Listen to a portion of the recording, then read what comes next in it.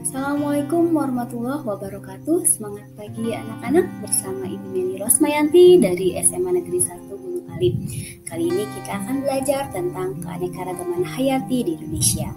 Anak-anakku semua, tentunya kita bangga dan merasakan keindahan alam Indonesia, dan tentunya patut bersyukur kepada Allah Subhanahu wa Ta'ala yang telah menciptakan alam ini sehingga kita mampu merasakan manfaatnya dan keindahannya.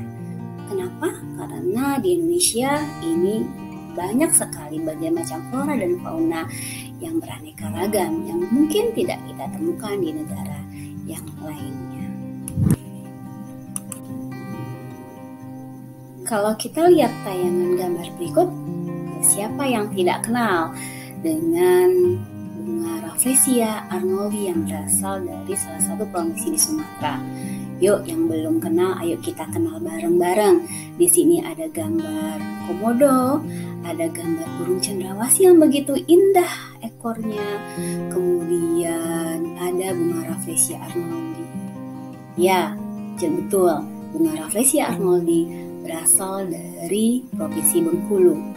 Komodo berasal dari Provinsi Nusa Tenggara Timur, sedangkan burung cendrawasih berasal dari Papua. Indonesia dijuluki sebagai negara yang memiliki banyak keanekaragaman kekayaan alam. Oleh sebab itu Indonesia dijuluki sebagai mega diversity country yang disebabkan karena Indonesia berada di daerah tropis. Keanekaragaman yang tinggi ini membuat Indonesia banyak ditemukan jenis hewan dan tumbuhan yang bersifat endemik yang hidup di negara kita. Kalau kita lihat peta persebaran flora dan fauna di Indonesia, Indonesia memiliki 3 daerah flora dan fauna, yaitu ada daerah oriental, ada daerah Australian, dan ada daerah peralihan. Daerah oriental atau disebut dengan biogeografi Asia mencerminkan posisi antara kedua benua.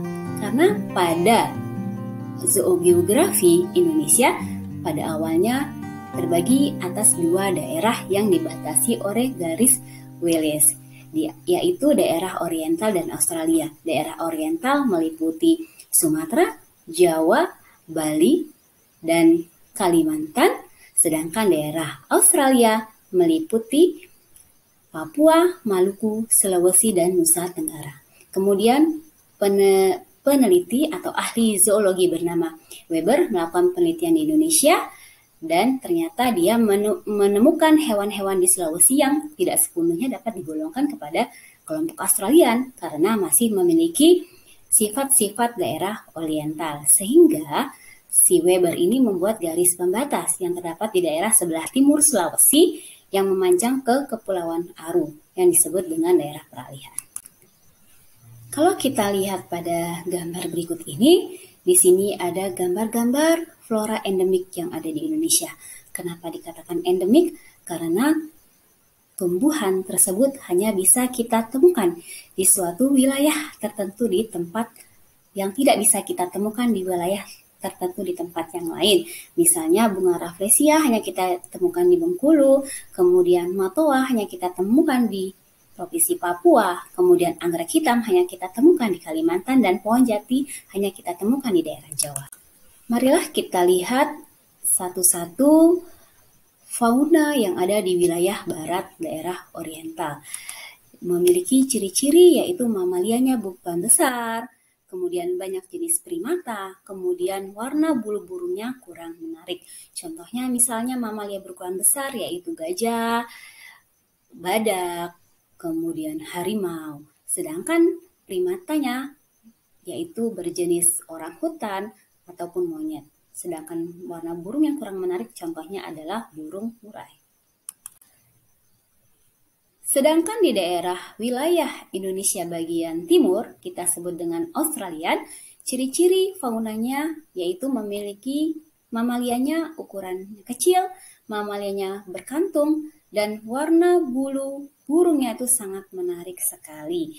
Mamalia ukuran kecil contohnya adalah kuskus, mamalia berkantung contohnya adalah walabi, kemudian burung yang warnanya menarik sungguh indah, misalnya burung kakak tua, burung cendrawasih, dan lain sebagainya.